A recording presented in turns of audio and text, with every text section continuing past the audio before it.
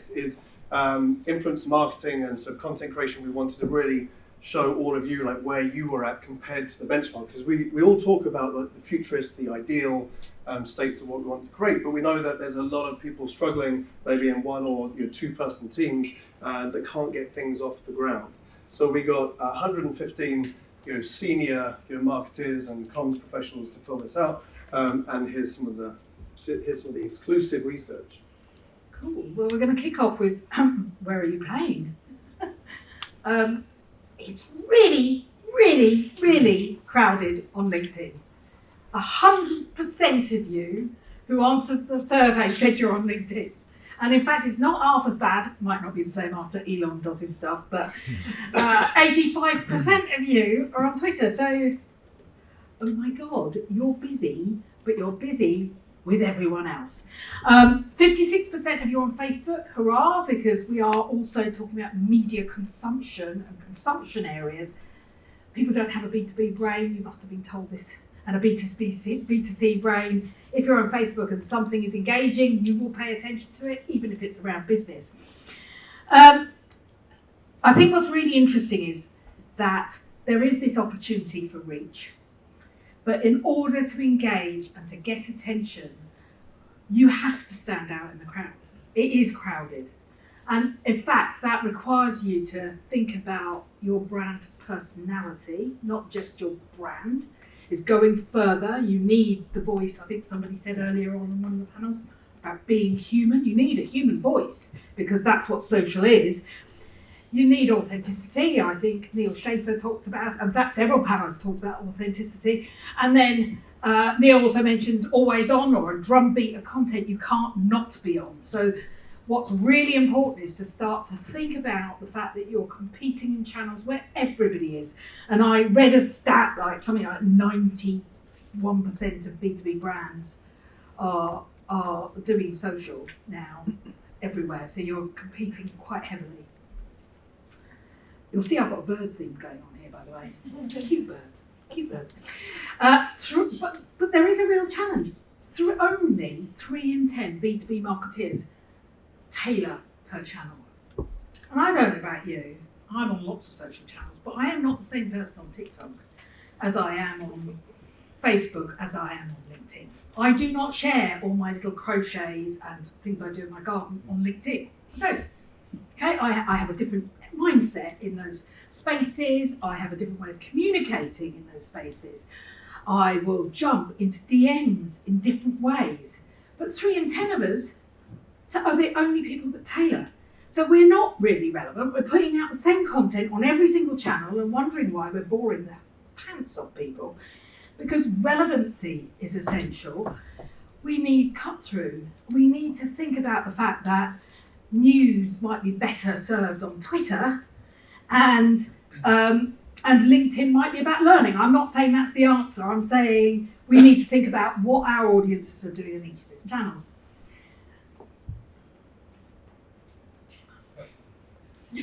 I only found out in looking this up, but that falcons are raptors, which has just totally blown my mind.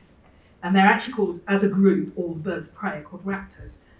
It's just brilliant, isn't it? It's like, I feel like we should listen to Jurassic World music, but I can't do it, I can't sing, so I won't. The reason I put up a bird of prey is this particular bird of prey, the falcon, can see 8 times as far as humans. So they are really looking at the distance. Yeah, so they are, as marketeers should do, looking at the distance, and it seems we are too, because actually the main reason, our main objective for being on social media is brand awareness. Only 18% of B2B marketeers are going to social for lead gen. Changes, by the way, when you're an agency. Can I just say that? When you're an agency, this is about 33%. All I can say is you're rotten people. What's really sad about this is that in all of the things that we're doing, social is full fat funnel. It's not just top of funnel, middle of funnel, bottom of funnel. It's a full fat funnel. We're just doing the top of it. We're skimming across the surface. And while I am totally applaud building brand, because brand builds memorability, it builds recognition, it builds purpose and trust, it isn't everything that you should be doing. There's much more.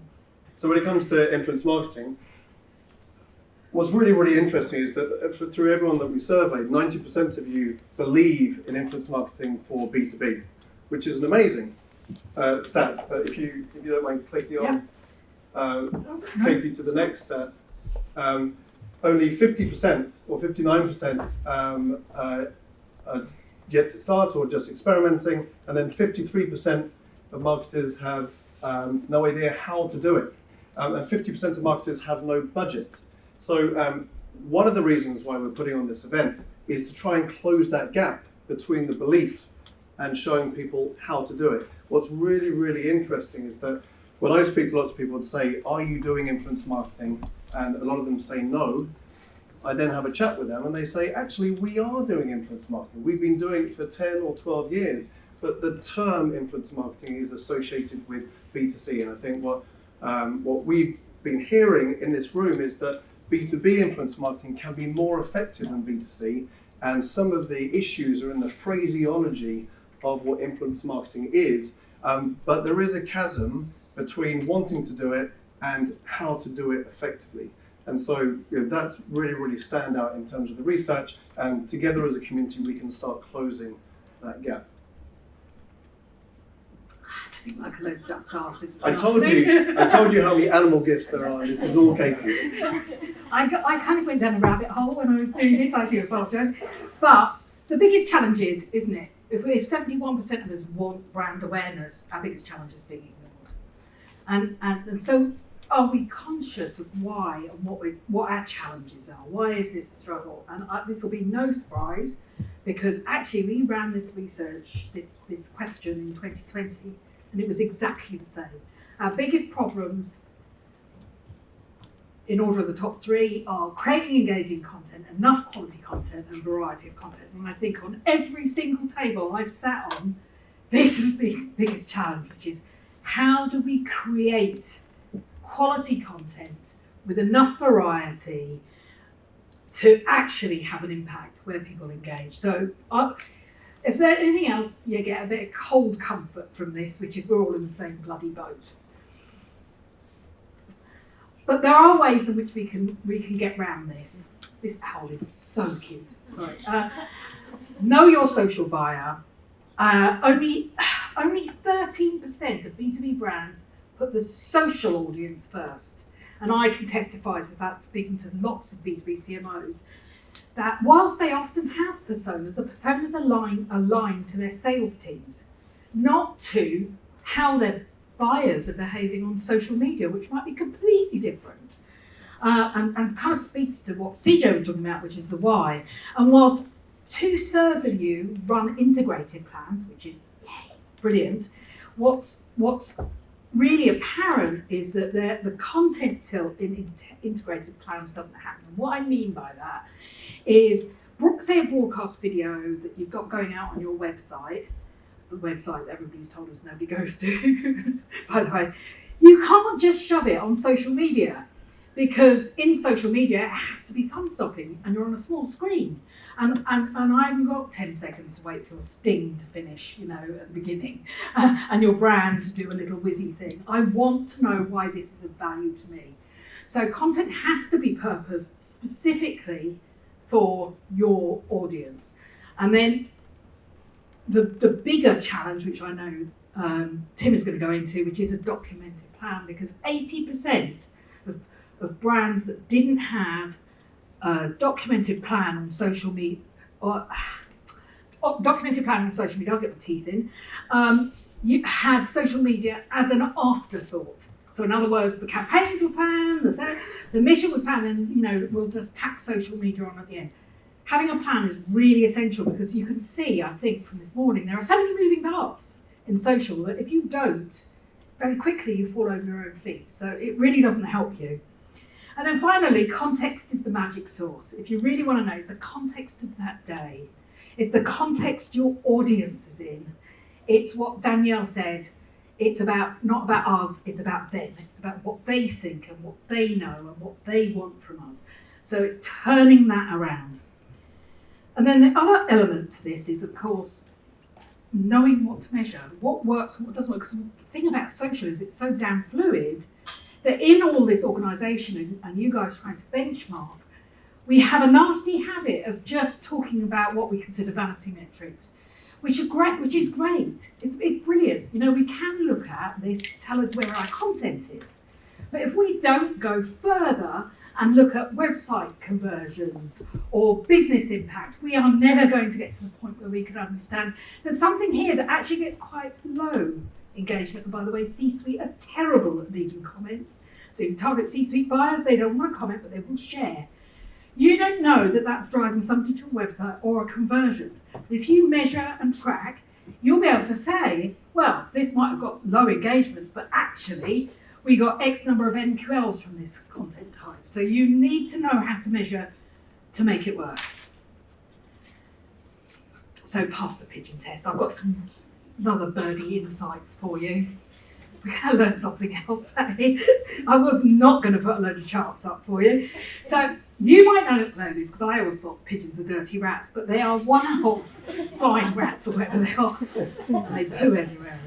And later on in the coffee break, I'll tell you a pigeon story that will make you laugh. But they are one of the most intelligent birds. Did you know that a pigeon can tell the difference between every single letter of the alphabet?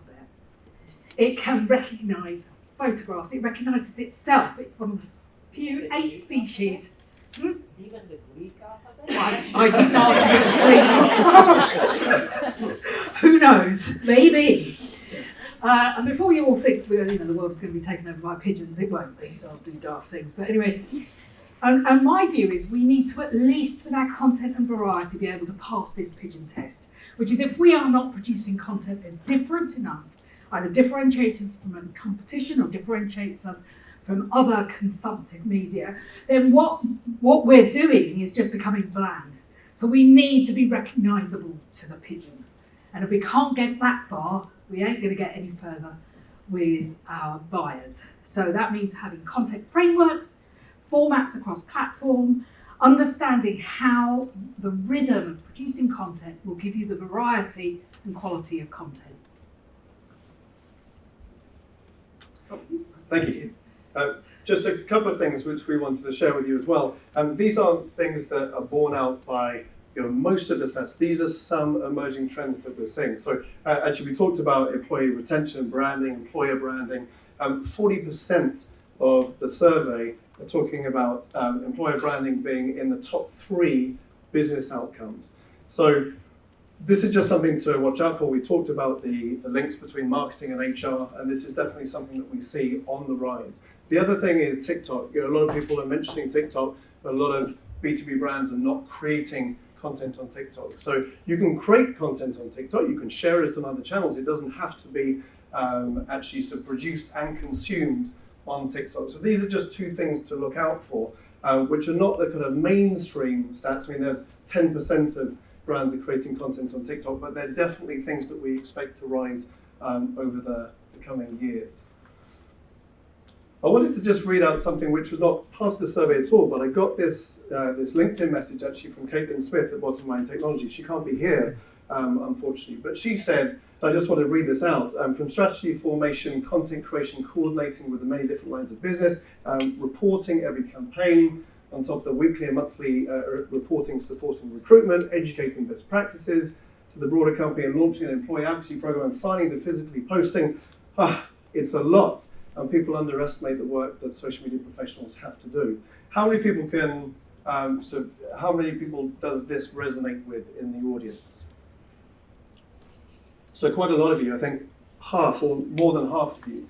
This wasn't part of the research, but this is why we want to come together, because it's really, really tough out there, and a lot is being asked from social media, and social media should be at the forefront with social first campaigns. And if it's an afterthought, you get a lot of incoming stuff, and you need to be creative as well. So we want to just ask the audience, so you can actually get interactive here. What advice would you give Caitlin? I'm going to send this to Caitlin, but we can also have advice to each other.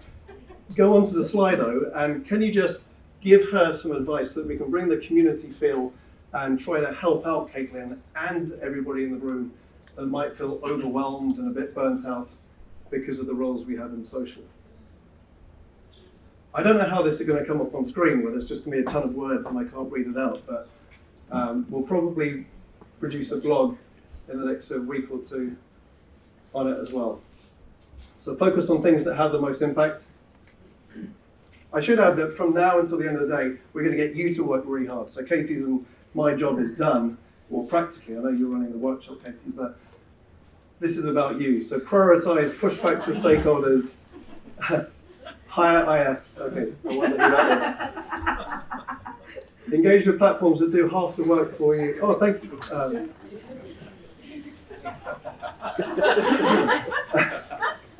Hopefully there's not just self-promotion, these are all anonymous. Outsource what the French call small hands work to give you more space for this. That's interesting. Better content, chunk it up. I thought it was chuck it up. I'm reading sideways on. So this is what all of you are saying to be able to sort of give back to Caitlin, and we're going to compile some of those answers and obviously go through the serious ones to make sure that we can provide the insights to everyone. Thank you for all of your comments there. So just moving on. So what can you control directly? I'm a big believer. I've worked in your PR, measurement, social media, a lot of teams where there's quite a lot of complaints that senior management don't get it. And I've been in rooms where people are trying to talk about likes and comments and trying to talk about business outcomes, and they're quite annoyed at the end of the meeting. But I'm a big believer that we can only change ourselves. We can only change our own behaviour, and there's things that we can directly control, and there's things that we can influence. So these are the things from the survey that is really, really important. So I think it was 12% of the respondents said that they had a documented strategy that senior management had bought into, and 13% didn't even write down their social strategy at all. So first of all, there's a lot of you probably that haven't documented your strategy, so make sure you can do that. That's something you can directly control. Katy's talked a lot about focus on audience. I've spoken to a lot of people in the coffee breaks that still say that their organizations are not focusing on audience. So obviously focus on audience, try and tell that story internally. Some of our workshops are going to be focused on that over the next hour. Engage stakeholders to get buy-in. I think that the people that can communicate well within senior management and start relating it and tying it to business outcomes and actually go round senior execs and get that consultation and buy-in are very, very successful. You get the senior leaders that can start being a face to some of your campaigns, some of your programs you want to get through. So this is something that you can directly control, or I suppose that is a bit. You obviously need the senior stakeholders as well, but that's something that you can really do as an activity to try and make a difference. And then you're finding internal, external storytellers. So you don't have to use tools. You can actually just start looking for who your internal and external storytellers are. So these are things that you can do directly. What can you influence? I think a lot of what we're talking about here is social media business case, and it's also about internal perception change of what social media can do, that it's the full fat, it's infused throughout a strategy rather than the afterthought. So change your mindset towards content creation, maybe looking at repurposing some budgets into employee-generated content. I know I speak to Sarah quite a lot from Tribal Impact. We're going to do a workshop. We would love to see your marketing start investing in employee-generated content as some kind of mindset shift that you can persuade your marketing teams to do. Connecting social strategy to business outcomes, we talked about that. Raising the qualifying bar for acceptable content. A lot of you will have that bar and will have the sort of the stipulations and be able to reject content. A lot of the SMEs that were up here on stage were talking about, okay, that's not for me, I'm not going to push that out. We obviously need to be a bit bold, a bit more bold in social media to be able to replicate that. Encourage investment into personal storytelling so that you've got a human face out there on your content. And lastly, about measurement. So Anita was talking about measurement at the start, and obviously there's campaign buzz, which is very, very important, but it's also about linking up the measurement outcomes and how you can achieve that. So these are some things that I think are very, very important for you to be able to change and influence things. Senior management exec leaders are not necessarily going to come to you and say, right, I really want to get social now, I really want to change. It's about us evangelizing and bringing the category together and to be able to progress that.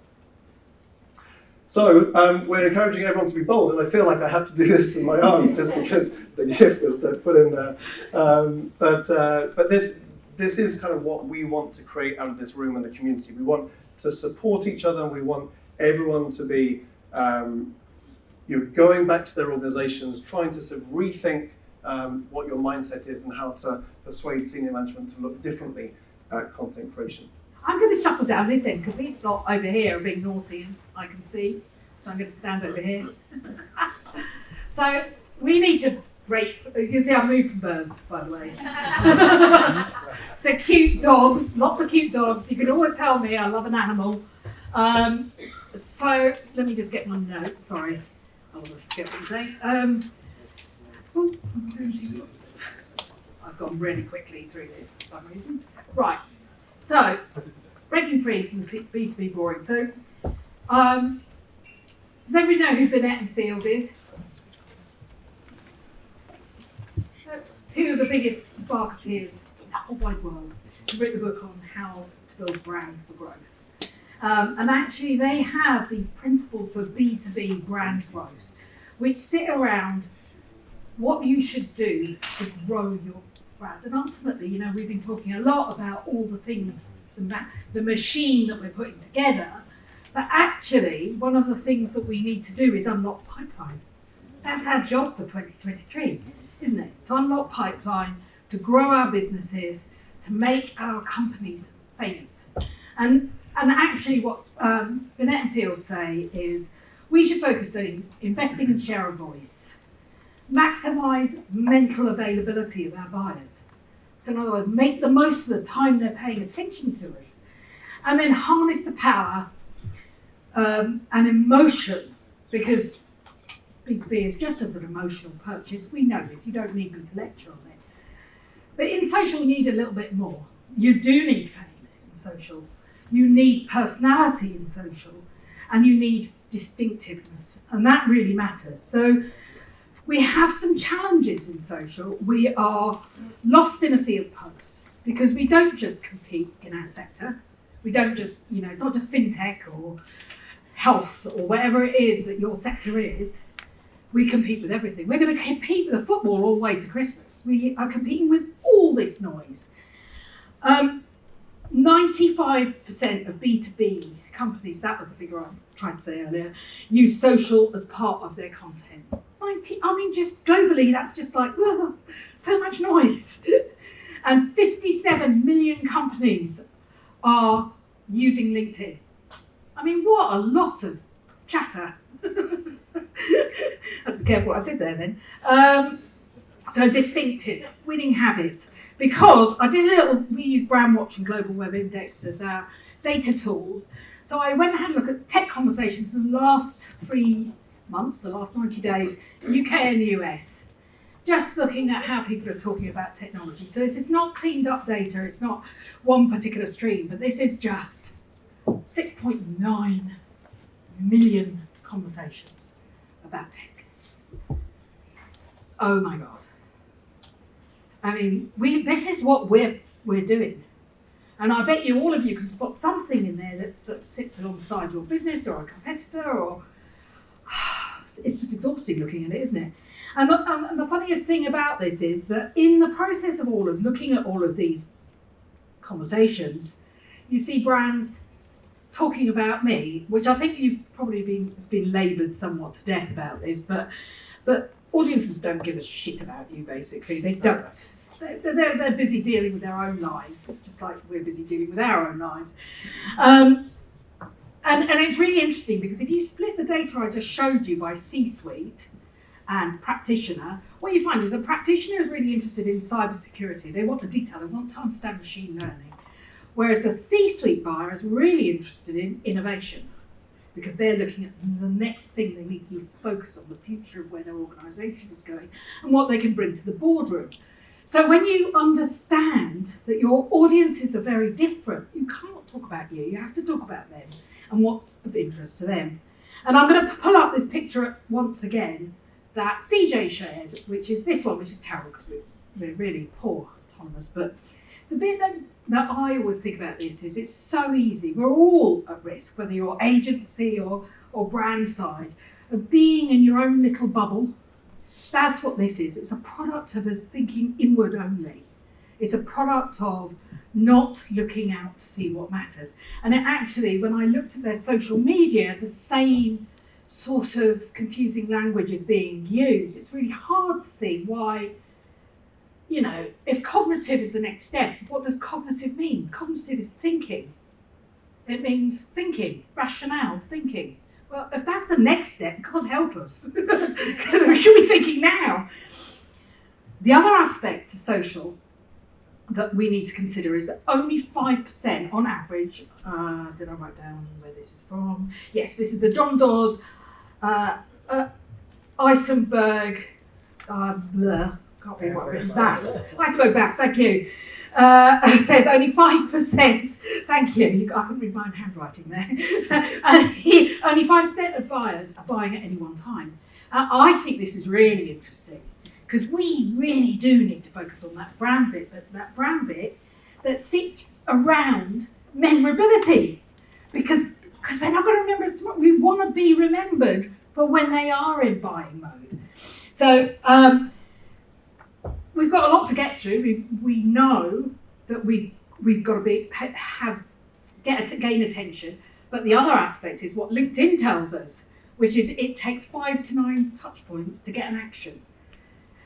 But that action doesn't have to be a lead. That action could just be a like. So that bit that takes so much work, when we're talking about quality content, it's not churning content. It means we have to broaden our creative canvas. And we need to be more emotional. And then, you know, you look at the data, these are the top 5 reasons for choosing a winning vendor over other vendors. And it's the bit that really, you know, 79% of buyers believe a vendor's content had a huge impact on their buying decisions. So that's the data to take into the boardroom. That's what you go into the boardroom, why you need more money for content production, why you need more staff, why you need more resource, because you need to be able to create great content because of the impact it has on buying decisions. So I could put this up in the community, it's Demand Gen's research, so I'll pop the thing up if you want to use it and persuade them. So, how do we get one step closer? I can't answer all these questions. I can throw those out, but I would like to show you a framework. And then we're going to just do a little couple of wee exercises. So, we know we need to be in the right place, with the right message, in the right context. That's what all of this is telling us. So how do we get there? How do we be remembered like Burnett and Field want us to? So very simple framework, which is not going to move. There you go. So I'm going to, I should try not to. I'm just being an old lady now, I'm pressing buttons. Right, we start with why, which is what CJ talked about, right? So we start with why, but now what we do is we want to know, why does this matter to your audience? Why does this matter? And then simplify it, because we can do all the bloody customer journeys in the world and our heads fall off, and you can make it as complicated as you want, but ultimately we need to turn heads. Ultimately we need to shock, impress, get thumb-stopping content, because if they're not noticing us in the first place, no matter how worthy our content is, it's almost irrelevant, isn't it? And then this is the really cornerstone part. And what I loved really about Anita's presentation is the slide she puts up, where she shows all the different types of content she produced with her influencers and internal stakeholders. And what she's done is broken down this bit, looking at multiple engaging posts that sit around the same whys, that sit around the same messaging, but are looking at it from different angles. I looked at it and went, joy, I know why that worked. And then of course we want something to draw them through to lead gen. So this is what I mean by the full fat of social. You know, there's your awareness. This is your consideration. Here's your lead gen. And here, oh my God, not another one of those white papers, says nothing, or an infographic, please. Yeah, because there are hundreds of them. I could share them all with you. The thousands that get sent to us. Do something with this. Right, no, just forget it. Right, it has to be value. If you wouldn't give your data up for it, why the hell should someone else? So I feel really strongly about this because we are cannibalising our own marketplace by sending out crappy content, by expecting people to hand stuff over just because we put something out in marketing. So, lecture over. She said trying to find the next slide. Right, so let me show you an example of this. Well, I showed it to you already. But anyways, right, okay, so this is one of our clients, Iris. We did a little mini campaign. So you can imagine this in LinkedIn. By the way, LinkedIn is really blue. What is going on with LinkedIn? Every image I ever see in LinkedIn is blue. But anyway, so you can imagine the noise that makes. And if you ever look at Immediate Future, by the way, Immediate Future's LinkedIn post, we deliberately are bright pink, luminous yellow, on purpose, because I want you to notice my posts in all the other boring ones. So what they did was grab attention with an offer as well. But that wasn't really the main point. The main point was this, which is going in by specifics. So now breaking down their audience, doing what Anita's doing, which is looking at different segments within the audience, being relatable, being relevant, resonating.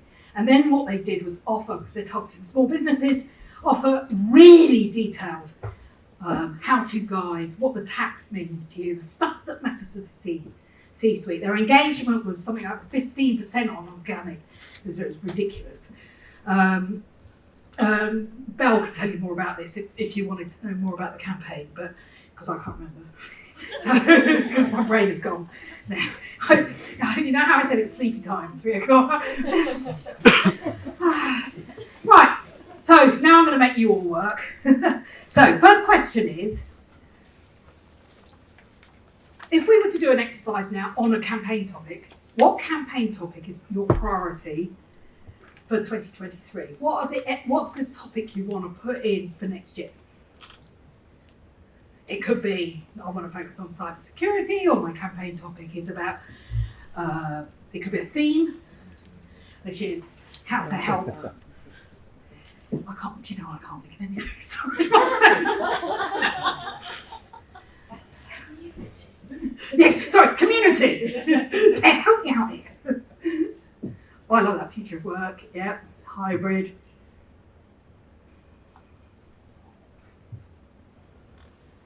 Oof. Oh.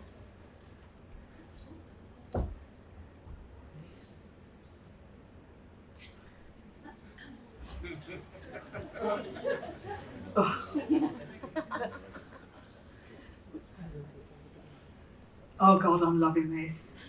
I had no idea if this happened. Oh, the competition here on content. You are really going to have to stand out if you want to talk about sustainability, aren't you? You are well-being. Oh my God. I love it. Sorry.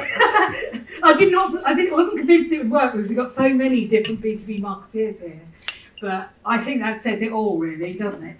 So pick one of these topics, and in your workbooks, you'll find a little form which has probably looked something like this, because I think we redid it to make it fit the book. And then you can either do it on your table, you can do it together. You're going to have 10 minutes, 15 minutes. 15 minutes. Start with what your key topic is. Make it something you know. You can pick one of the others, but it helps. You can show your organisation if you want to. Start with why. Why does this matter to your customer? What is your trigger content likely to be? I'm not expecting you to draw pictures. Break down your nudge nurture. What would you nudge nurture by human interest? Problem solving, insights and useful content, or trust and credibility style content. And work on those, and I will pick on some of you, noisy people at the other end, I will pick on some of you to read yours out. Because you're walking away with a plan at the end of the day.